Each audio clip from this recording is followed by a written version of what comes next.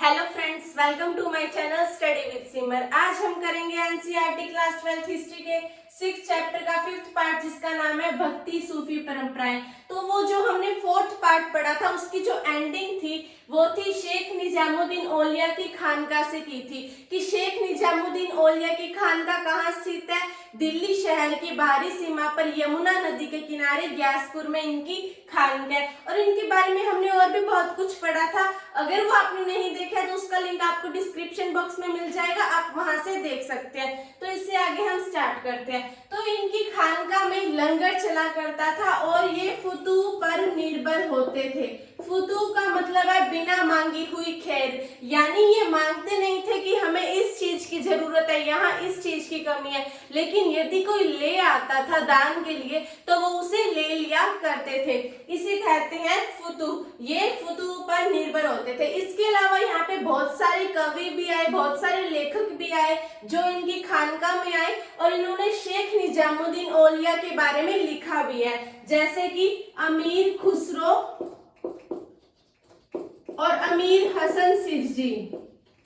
अमीर खुसरो और अमीर हसन सिजजी, ये दोनों ही यहाँ पर आए थे और इन्होंने शेख निजामुद्दीन औलिया के बारे में लिखा भी है। इसके अलावा जो शेख निजामुद्दीन औलिया है, उन्होंने अपने वारिसों को चुना, जैसे कि इनकी खानकाह यहाँ स्थित है। उन्होंने अपने वारिसों को चुना और उन्हें अलग अलग दिशा में भेज दिया।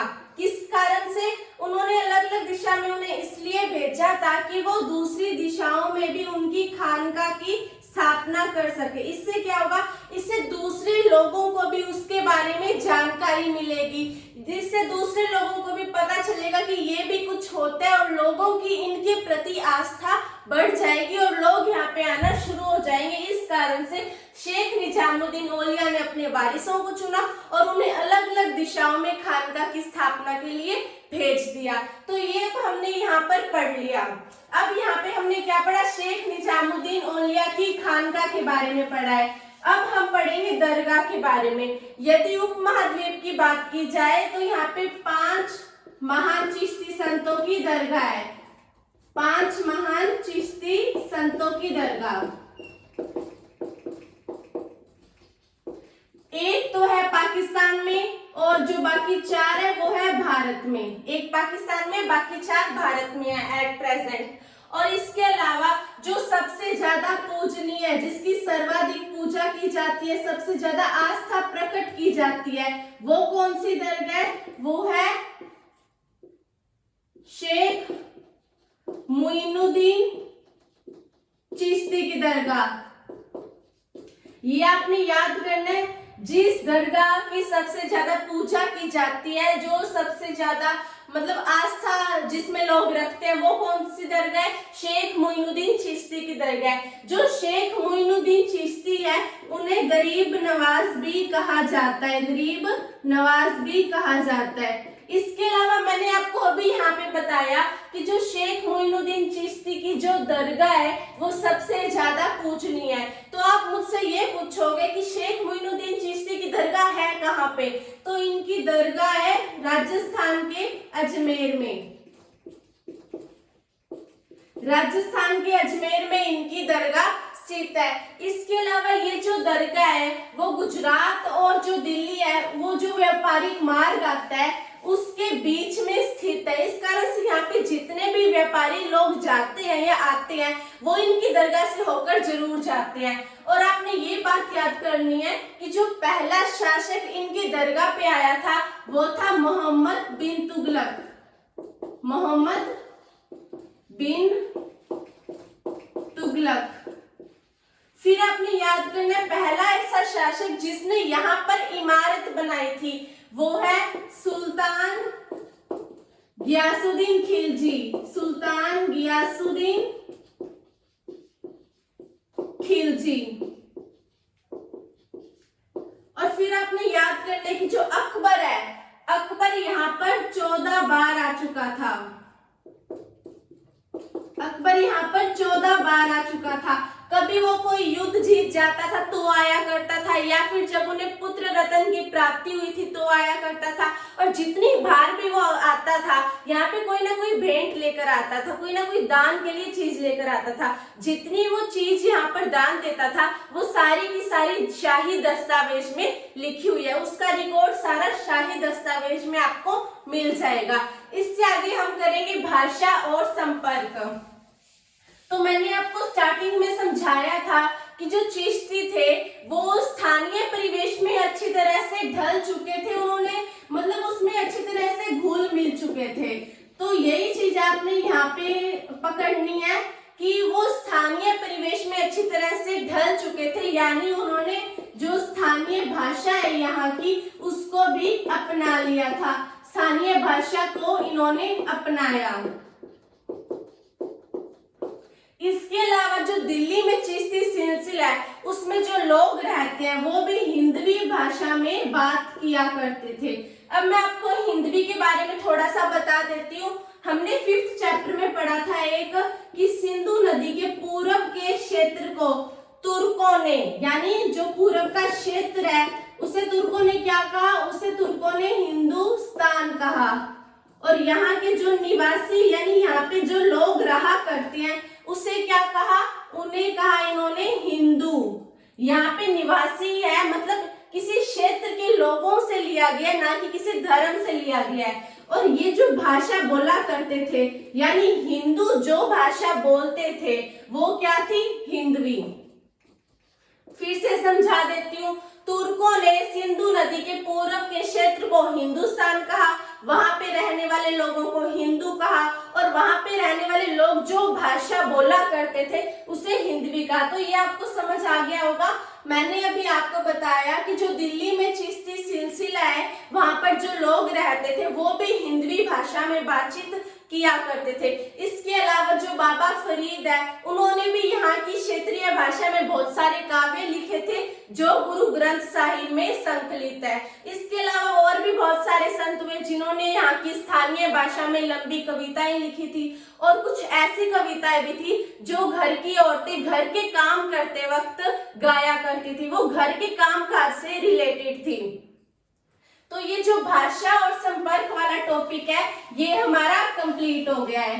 तो जब मैंने आपको पढ़ाया था अलवार और नयनार संत, तो उसमें मैंने आपको एंडिंग में पढ़ाया था कि उनके राज्य के साथ कैसे संबंध थे। अब मैंने आपको पढ़ाया सूफी, तो मैं ये बताऊंगी कि उनके सूफी के राज्य के साथ कैसे संबंध थे, राजा के साथ कैसे संबंध थे। तो यहाँ पे जो हमारी हेडिंग बनेगी वो बनेगी सूफी और राज्य। सूफी जो थे वो सादगी भरा जीवन जिया करते थे, जब सिंपल लाइफ जीते थे वो, और साथ में ये सत्ता से भी दूर रहा करते थे, सत्ता से दूर रहते थे। सत्ता से दूर मैंने यहाँ पे लिखा है, इसका मतलब ये नहीं है कि अगर कोई शासक इनसे मिलने के लिए आएगा तो ये मिलेंगे नहीं, कहेंगे हम तो सत्ता से दूर रहते, ऐसा कुछ नहीं था। अगर कोई शासक सम्राट या राजा इनसे मिलने के लिए आया करता था तो ये उससे मिल लिया करते थे, और साथ में अगर वो आता था तो कुछ दान के लिए भी लाया करता था तो उसे भी वो एक्सेप्ट कर लिया करते थे। लेकिन ये कुछ मांगते नहीं थे, ये कहेंगे नहीं कि हमें इस चीज की जरूरत है, हमारे यहाँ पे इस चीज की कमी है, ये कुछ नहीं कहेंगे। लेकिन यदि कोई लेकर आता है तो वो उसे एक्सेप्ट कर लेंगे। मैंने आपको इस फुतूह के बारे में पहले भी बताया था। तो ये सारी चीजें आपने यहाँ पे याद करनी है। इसके अलावा अगर कोई इन्हें दान देता था वो धन और सामान किसी भी रूप में दे सकता था। मतलब यदि कोई व्यक्ति धन देना चाहता है दान के रूप में तो वो धन दे सकता है, और यदि कोई व्यक्ति सामान देना चाहता है तो वो सामान दे सकता है। कोई जरूरी नहीं है कि हाँ ये धन ही एक्सेप्ट करेंगे या फिर सामान ही एक्सेप्ट करेंगे, जो भी अगर कोई लेकर आएगा तो उसे एक्सेप्ट ये कर लेते थे। और ये दोनों ही चीज, जैसे धन तो आप समझ ही गए, सामान में कोई भी अनाज हो गया, कपड़ा हो गया, बर्तन हो गए, ऐसी कोई भी चीज लाते थे तो वो ले लिया करते थे। और इन दोनों ही चीजों को वो इकट्ठा नहीं किया करते थे। यानी संग्रहित नहीं किया करते थे, हाँ कि आने वाले टाइम के लिए बचा कर रख लेते हैं। ये इनके खाने पीने का जो भी इंतजाम हुआ करता था या फिर इनके रहने की जो व्यवस्था हुआ करती थी उस पे ये सारा धन और सारा सामान लगा दिया करते थे, बचाया नहीं करते थे, इकट्ठा नहीं किया करते थे। इसके अलावा आपको ये और जानना होगा कि यहाँ का जो शासक था वो भी सूफी के साथ अच्छे संबंध बनाने की कोशिश किया करता था। रीजन उसके पीछे ये था कि जो यहाँ की प्रजा थी वो सूफी में आस्था रखती थी और जो शासक होता है, जो राजा होता है, वो प्रजा का समर्थन पाना चाहता है, वो चाहता है कि प्रजा उसके खिलाफ कभी ना हो। इस कारण से राजा भी होता था वो भी सूफी में आस्था रखा करता था, उनके संबंध बनाने की कोशिश किया करता था। तो ये पॉइंट भी आपने यहाँ पे याद करना है। मैंने आपको पहले भी बताया था कि तुर्कों ने यहाँ पे दिल्ली सल्तनत की स्थापना की थी। तुर्कों ने यहाँ पर दिल्ली सल्तनत की स्थापना की थी। तो यहाँ का जो शासक था वो क्या हो गया, इस्लामी धर्म का। तो उल्मा ने कहा कि यहाँ पर हमें शरिया लागू करना चाहिए। वापिस से समझा देती हूँ। जब यहाँ पे दिल्ली सल्तनत की स्थापना हुई थी तो शासक क्या हो गया, इस्लामी धर्म का हो गया और उल्मा ने कहा कि यहाँ पे शरिया लागू करो। अब ये उल्मा क्या है, उल्मा है इस्लाम धर्म के ज्ञाता। जो भी इस्लाम धर्म के ज्ञाता होते हैं उसे उल्मा कहा जाता है। और शरिया क्या है, शरिया है इस्लामी कानून। यानी उल्मा ने यानी इस्लाम धर्म के ज्ञाताओं ने कहा कि यहाँ पर हमें इस्लामी कानून लागू करना चाहिए, लेकिन शासक ने ऐसा नहीं किया। शासक ने यहाँ पर इस्लामी कानून यानी कि शरिया लागू नहीं किया। इसके पीछे ये कारण था कि जो यहाँ की प्रजा थी, यहाँ की जो जनता थी वो इस्लाम धर्म से बहुत कम थी। यानी बहुत कम लोग थे जो इस्लाम धर्म को मानते थे, बाकी धर्म के लोग यहाँ पर ज्यादा पाए जाते थे। जैसे हिंदू, बौद्ध, जैन, ये सारे धर्म के लोग यहाँ पर ज्यादा थे और इस्लाम धर्म के लोग बहुत कम थे। तो शासक ने सोचा कि यदि मैं यहाँ पे शरिया यानी कि इस्लामी कानून लागू कर दूंगा तो यहाँ की जो प्रजा है वो कहेगी कि हम तो इस्लाम धर्म से है ही नहीं, तो हम पर इस्लामी कानून क्यों लगाया जा रहा है। इस कारण से जो प्रजा है वो राजा यानी शासक के प्रति विरोध खड़ा कर देगी, उनके प्रति मतलब वो विरुद्ध हो जाएगी उसके। इस कारण से यहाँ का जो शासक था उसने यहाँ पर शरिया लागू नहीं किया।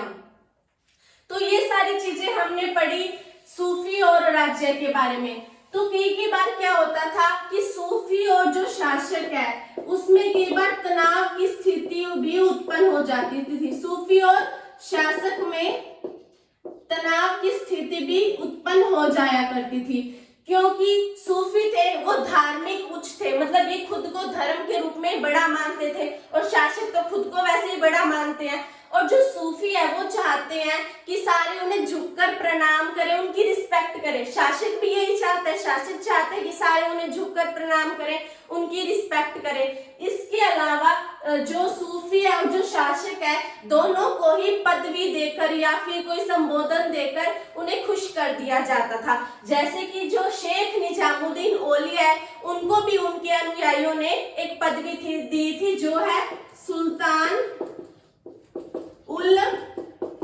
मशेक। फिर से समझा देती हूँ। शेख निजामुद्दीन औलिया है उनके अनुयायियों ने उन्हें एक पदवी दी थी जो थी सुल्तान उल मशेक। इसका मतलब है शेखों में सुल्तान, यानी शेखों में भी जो ऊपर हेड है, शेखों में भी जो सबसे बड़ा है वो कौन है, शेख निजामुद्दीन औलिया है। इस तरह की पदवी देकर उन्हें खुश कर दिया जाता था। तो ये सारी चीजें थी हमारे सूफी और राज्य के पॉइंट में। तो ये जो हमारा पार्ट है वो कंप्लीट हो गया है। मिलते हैं नेक्स्ट वीडियो में। देखने के लिए धन्यवाद। बने रहिए हमारे साथ। इसे लाइक, शेयर और सब्सक्राइब करना न भूले। Thank you.